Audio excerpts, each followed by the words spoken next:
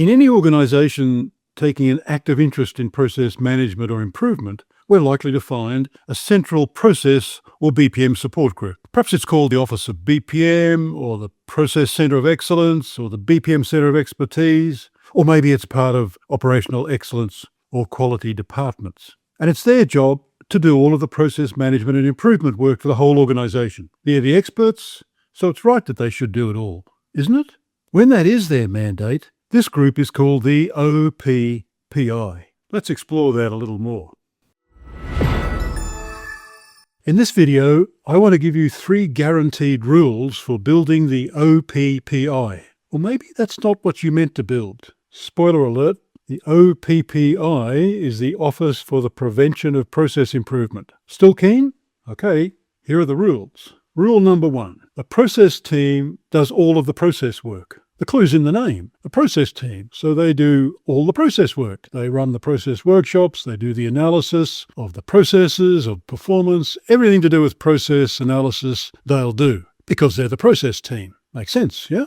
Rule number 2. They'll take a while to get to your process because they've got a lot of work on. So form an orderly queue. We'll get to you. Maybe it's going to take 6 months, but hey, we'll be there. Rule number 3. Or you've got something urgent and you're thinking you might be able to do it yourself? No. See rule number 1 and rule number 2. So what's happening here? Well, obviously, we're setting up a bottleneck, aren't we? If we set up our process support such that there's a small team, and it will always be small, doesn't matter how big the organisation is, you end up with a smallish team because a big team is expensive. So it's always going to be small.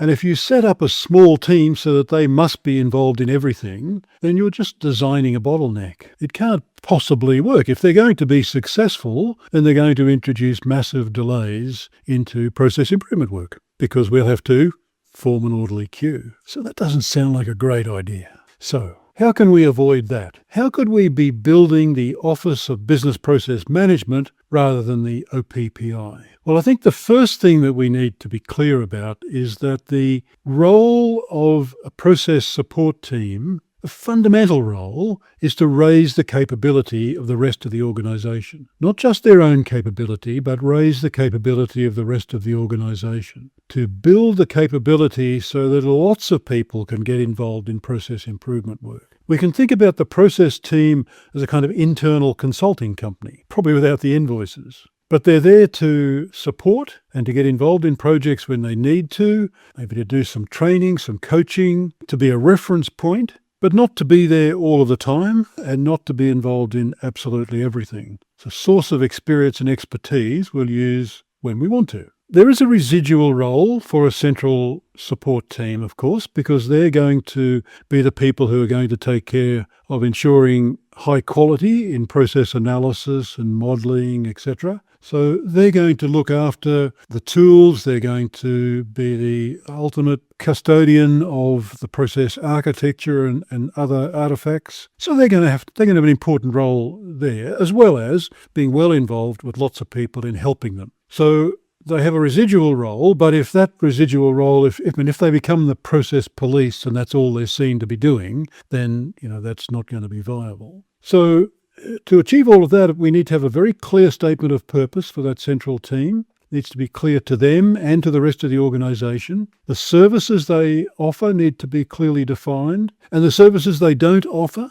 might need to be defined, and that might change over time. So we need to be very clear about what the central group does and doesn't do, and its main game needs to be raising the capability of the rest of the organisation. But that will change over time. So I think about it like this. When we're first starting to build out process-based management in an organisation, let's imagine we're running a process improvement workshop. And in those early days, it'll be someone from the Office of BPM, the Center of Excellence, whatever it's called. Someone from that group will be up the front facilitating the workshop because this is all new and they're the ones that know how to do it. But then after a little while and a few more projects, other people now have the capability to, at least under supervision, run that workshop. So the person from the office is not up the front of the room anymore. They're down the back, still in the room, but they're not running it. It's not centred on them. And then after another little while and a few more projects, the person from the office is not even in the room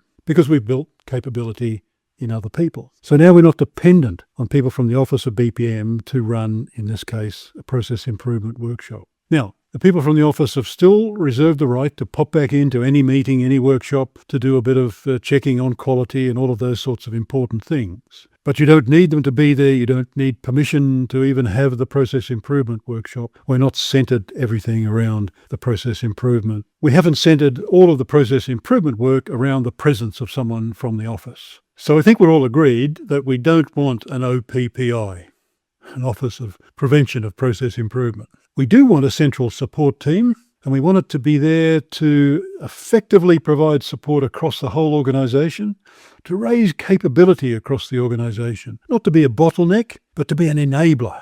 As I've often been heard to say, we don't want 5 process analysts in our organisation, we want 5,000.